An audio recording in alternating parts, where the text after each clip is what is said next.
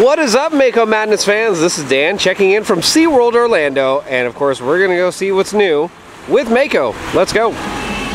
No! What did I tell you guys? I have the worst luck whenever I come to try to ride Sky Tower. It's closed, and of course today is due to high winds, so no Sky Tower.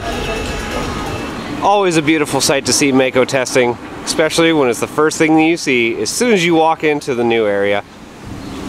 Of course, nothing has really changed over here when it comes to the signage or anything else like that. However, over by Sharks, we have some new stuff. So let's go see.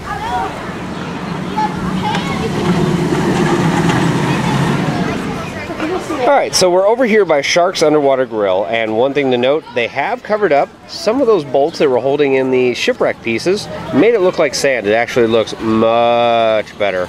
And of course, those water feature looking things right here, we have one that now extends across the pathway right here and down onto the pole, but it actually looks really good. Continuation around the area. If you guys remember our last update, last Tuesday, they were working on something behind here. It looked like a fence line, and it had some neat kind of colors and decorations on it, but now they've added more to it, where at the very top they have a covering.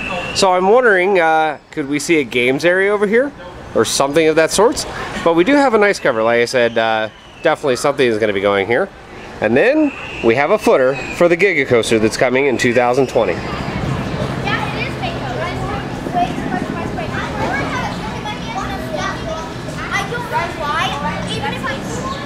Continuing on with more theming, again, more of those wave-like structures are right here, and then if you notice, we have one that now stretches all the way across to the shipwreck, which is awesome because the walls are also down around the shipwreck. So just like what you saw in our update on Tuesday, guests can now actually walk up and stand right next to this.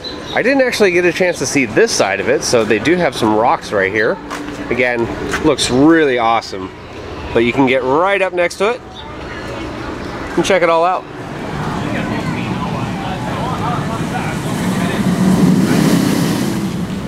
So again, we can see the work walls are down over here. Area looks really nice. They do have plants in place, and the building itself, really beautiful. And they have some nice textures on there. Now, I want to also show, it translates over here to the restrooms too. So they've actually extended over here some of the sharks and theming for it. Again, looks really nice. And then I'm going to zoom in over here. There's a much better look at that tugboat looking structure right there. Looks good. Along the way on this blue sign, there are a couple pegs, which I believe is going to house a sign. So we have that right there. And then we have another one that is right here. No, you're not seeing things. The Panini Bistro sign is gone, so we may actually get a new name for this place once Mako does open, but yeah, it's gone.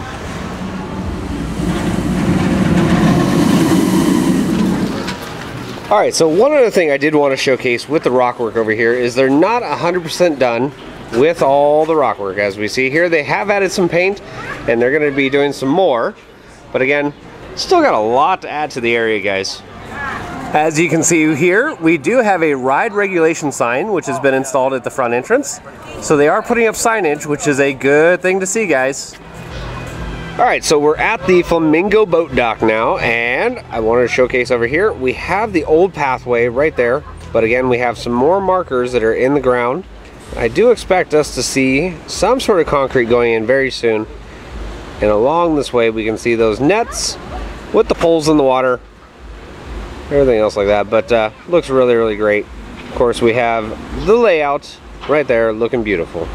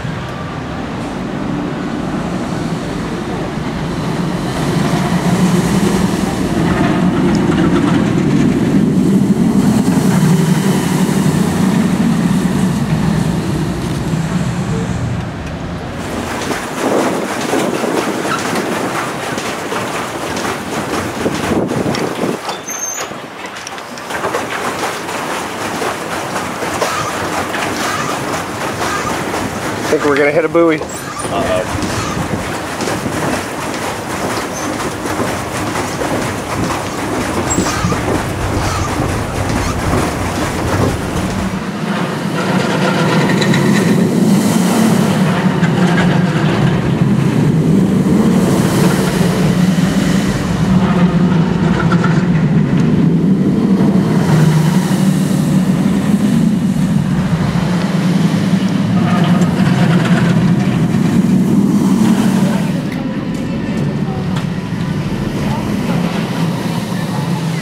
I did want to cover something that is involved with the signs. On the back here, it kind of jets out a little bit more, and you must be wondering, why is that? Well, I'll show you.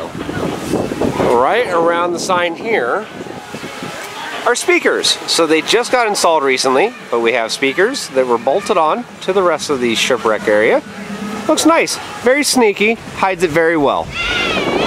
So I haven't covered in other updates, but they've been doing some work over here for the sea rescue building. If you remember, there used to be a sign right about here that showed how many animals had actually been saved by SeaWorld, but that has been removed in the time being.